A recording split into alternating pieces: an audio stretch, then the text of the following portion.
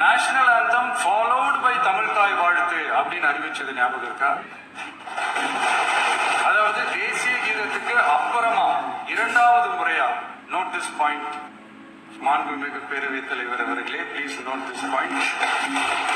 தேசிய கீதத்துக்கு அப்புறம் இரண்டாவது முறையாக தமிழ் தாய் வாழ்த்து பாடப்படும் அப்படின்னு சொன்னது ஞாபகம் இருக்கா?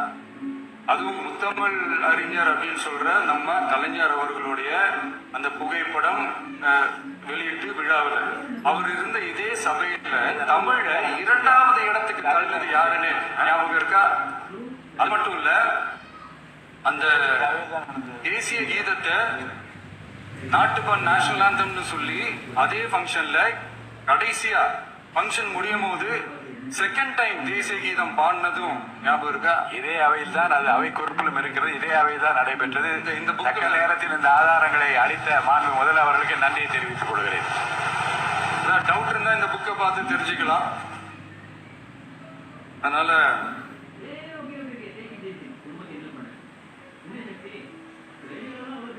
இதெல்லாம் கேட்டா என்ன சொல்லுவாங்கன்னா, அது ஜனாதிபதி கலந்துகிட்ட ஃபங்க்ஷன், அதெல்லாம் அப்படிதான், அதெல்லாம் கண்டுக்க கூடாது அப்படின்னு சொல்லுவாங்க. இதே மாதிரிதான் பேசுறது ஒண்ணு, செய்யறது ஒண்ணு, செய்யறது ஒண்ணு, பேசுறது ஒண்ணு. இதெல்லாம் மக்கள் பார்த்துக்கிட்டு இருக்காங்க.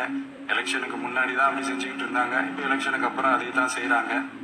இந்த விஜயையும் சாமானியர்களின் உண்மையான சமூக நீதி அரசையும் அவமானப்படுத்துறதுக்கு தான் அவங்களோட அந்த பொலிட்டிக்கல் சீனியாரிட்டி அது பயன்படுத்துது போல.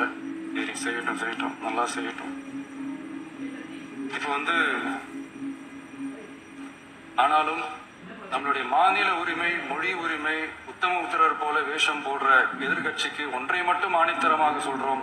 உங்களை மாதிரி தமிழ் தமிழ்னு சொல்லிக்கிட்டு, மொழி பண்பாடு கலாச்சாரம்னு சொல்லிக்கிட்டு ரெட்டை வேஷம் போடுறவங்க நாங்க கிடையாது. உலகெங்கும் வாழும் என் தமிழ் சொந்தங்களுக்கு நம்முடைய உத்தரவாதம் தமிழ் தான் எங்க உயிர் நாடி அப்படின்றத மறக்க மாட்டோம்.